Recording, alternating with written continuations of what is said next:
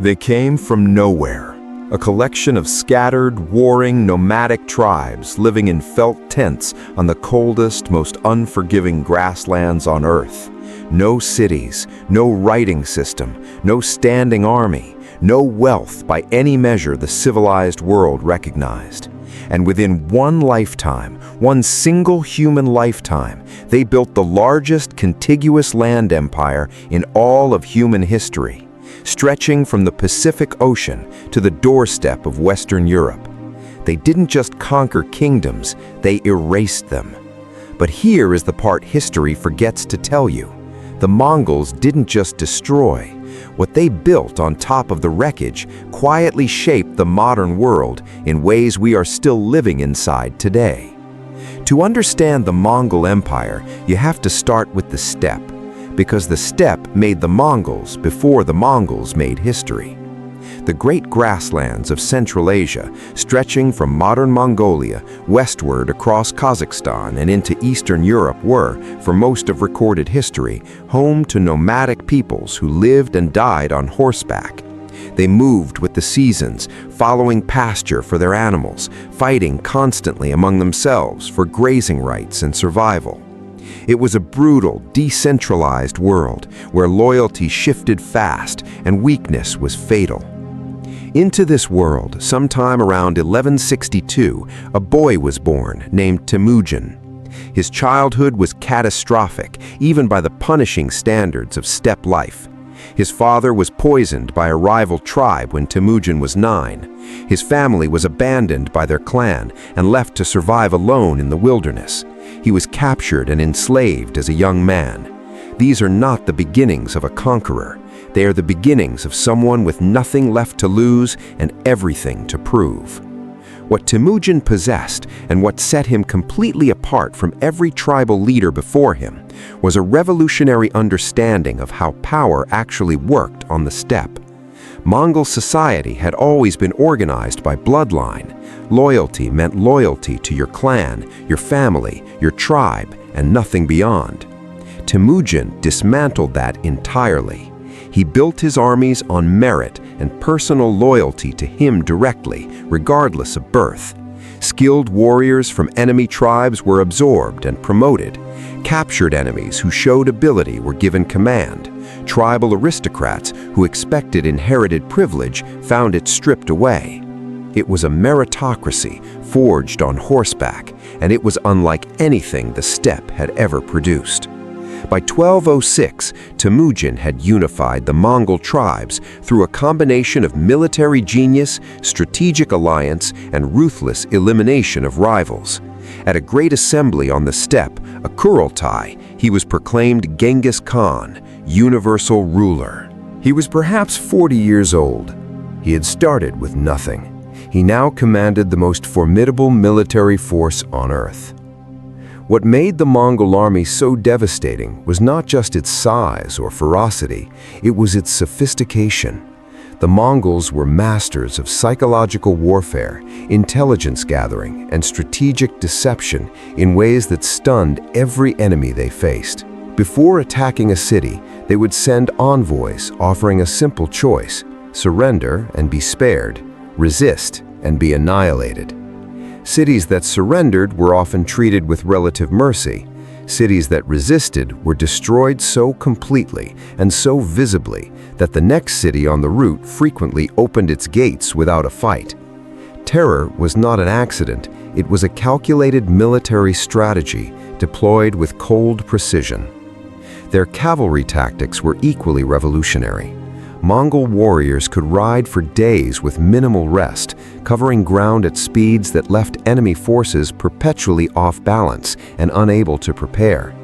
The feigned retreat, drawing enemy formations out of defensive position by appearing to flee, then wheeling and destroying them in the open, was executed so consistently and convincingly that experienced commanders who knew it was a trick still fell for it. The Mongols absorbed engineers and siege specialists from every civilization they conquered, rapidly developing expertise in taking fortified cities that pure cavalry forces had never previously possessed. Genghis Khan died in 1227, his empire already stretching from China to Persia. But the conquests did not stop. His sons and grandsons carried the expansion forward with terrifying momentum. Ogadai Khan destroyed the Jin dynasty in northern China. Batu Khan's Golden Horde smashed through Russia, Poland, and Hungary, reaching the Adriatic Sea before pulling back. Hulagu Khan sacked Baghdad in 1258, ending the Abbasid Caliphate and destroying a city that had been the intellectual capital of the Islamic world for 5 centuries. The House of Wisdom, with its vast library of accumulated human knowledge, was burned. The Tigris River, it was said, ran black with ink from the manuscripts thrown into it. The destruction was real, staggering, and in places genuinely civilizational in scale. Entire cities, Samarkand, Merv, Nishapur, were depopulated. The elaborate irrigation systems of Persia and Mesopotamia, built over centuries, were wrecked and never fully rebuilt. Regions that had been agricultural and prosperous became depopulated and arid. The demographic damage across Eurasia from Mongol conquest is estimated in the tens of millions of dead. Some historians place it among the greatest demographic catastrophes in human history. And yet, from within that destruction, something extraordinary also emerged. At its peak, under Kublai Khan in the late 13th century, the Mongol Empire controlled so much of Eurasia that for the first time in history, a traveler could journey from the Pacific coast of China to the Black Sea under a single political authority. The Mongols had little interest in interfering with trade. They taxed it, protected it, and actively encouraged it. The Silk Road, which had always operated through a patchwork of competing kingdoms and shifting borders, suddenly functioned under unified Mongol protection. The Pax Mongolica, the Mongol peace, made transcontinental trade safer and faster than it had ever been or would be again for centuries. It was in this window that Marco Polo made his famous journey to the court of Kublai Khan, spending 17 years in Mongol-controlled Asia and returning with accounts so astonishing that Europeans assumed he was fabricating them. He wasn't. The Mongol world he described, its wealth, its sophistication, its sheer scale, was real. And the commercial appetites his accounts inflamed in European merchants would eventually push explorers to search for new sea routes to Asia, directly triggering the age of exploration and everything that followed from it. Technology and knowledge moved along Mongol trade routes with unprecedented freedom. Gunpowder, papermaking, and printing, all Chinese innovations, accelerated their transmission westward under Mongol rule. The bubonic plague, tragically, also traveled the same routes, reaching Europe in 1347 and killing a third of its population. The Mongol road carried everything: goods, ideas, diseases, and the seeds of transformations nobody riding those routes could have anticipated.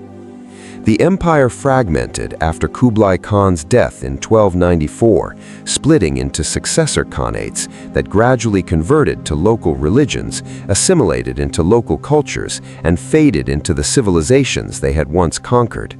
The Golden Horde became Muslim, the Ilkhanate in Persia became Persian, the Yuan dynasty in China became Chinese until it was overthrown in 1368, and the Ming dynasty deliberately turned inward, closing the very trade routes the Mongols had opened.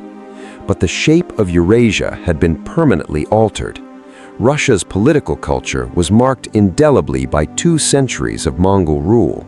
Some historians argue that the centralized, autocratic patterns of Russian governance traced directly to that period. The Ottoman Empire rose partly in the power vacuum the Mongols created by destroying the old order of the Middle East, and the commercial hunger that the Pax Mongolica had awakened in Europe for Asian goods, for direct trade routes, for the wealth of the East never went away. It simply found new ships. Genghis Khan set out to rule the world. He came closer than any person in history before or since, and the world he broke apart and briefly stitched together under Mongol rule emerged from the experience fundamentally, permanently changed, its trade routes redrawn, its power structures shattered, its diseases exchanged, and its horizons, for better and worse, dramatically expanded. History rarely gives us figures who are purely heroes or purely villains. The Mongols were neither. They were a force, vast, transformative, and devastating, that remade Eurasia so completely that we are still, 7 centuries later, living in the world they rearranged.